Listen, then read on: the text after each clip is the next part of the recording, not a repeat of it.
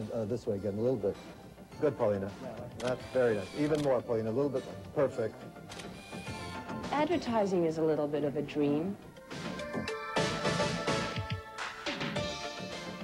She's an advertiser's dream come true.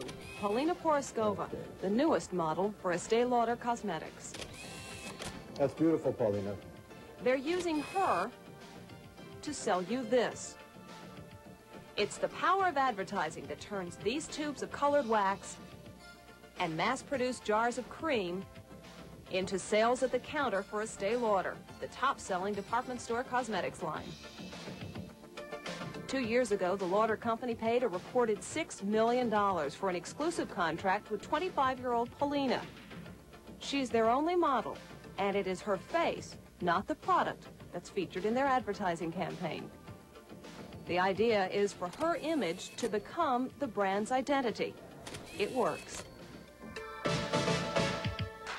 Now the images are everywhere. There's virtually no place a woman can look and not see a woman that she should look like other than herself. Psychologist Carol Moog. Insecurity. Advertising taps into the insecurity of never having enough, never measuring up well enough. Not bad. The ads may look simple, but work on the Fall 1990 campaign began over a year ago. To capture just the right look, dozens of photographs of Paulina are carefully scrutinized by the Lauder staff and their ad agency. Now, next. 3 different layouts were prepared for the Fall 1990 campaign, but only one will be chosen. Oh, these are fabulous. Not bad, not bad. They're so strong. Oh, I love it. Oh, isn't that terrific? Isn't that great? The final test is the gut reaction of company president, Leonard Lauder. Is that it? Is that the one? That's it. I'll see that in the magazines this That's fall? right. We think this is probably going to really have such a major impact. We think it'll be at least 25 to 40% more than we did last year. Last year, annual sales of the Estee Lauder company were estimated at $1.3 billion. In this case, advertising works. I call it. But what if your product has no obvious sex appeal? Advertisers say it's getting harder and harder to reach the consumer because we're surrounded by so many ads. The average American is bombarded by 1,000 television commercials a week. Hey, the new Celica's the talk of the town. It's no wonder advertisers are breaking out the big guns. Beautiful. Fantastic. Psycho. Psycho. It used to be American stars appeared only in foreign commercials, such as these in Japan. There was less danger. Their fans might think they'd sold out. Shut you. But today, the stigma's gone, and anyone who's famous, movie star, Gotta be the shoes. Shoes. athlete, You sure it's not the shoes? I'm sure, Marlon. With real food. politician, And in a smart way. rock star, is hawking everything from credit cards to underwear.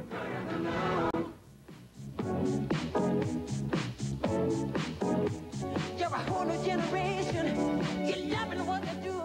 The taboo was broken in 1984. But that's short enough to you. Hey, you're the Pepsi generation.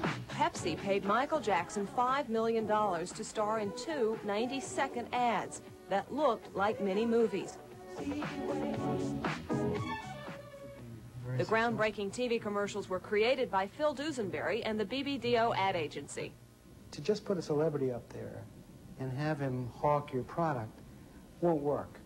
Putting them there in a way that is engaging, is charming, has a bit of a story going for it, we have found is really a most successful formula.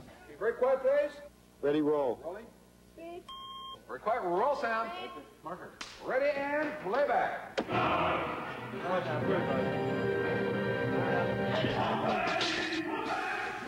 I need a Pepsi.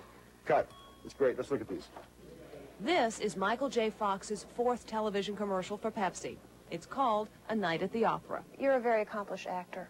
Why do commercials? It didn't seem strange to me. It didn't seem like out and out saying, hi, I'm me, and I'm using this to sell you this. it seemed like they wanted an actor to be able to execute these vignettes and to catch people's attention, and they, you know, were very generous in their you know, offers. And I found that people were coming up to me saying, I love Family Ties, I love Back to the Future, and I love that Pepsi commercial you did. I love it, and kids loved it, and they started to treat it like a movie. And playback. Pepsi and Fox won't say what he's paid, but industry experts estimate $1 million an ad. Cut. How great was that? Is he worth the money? Okay, here we go, folks. Start the wind.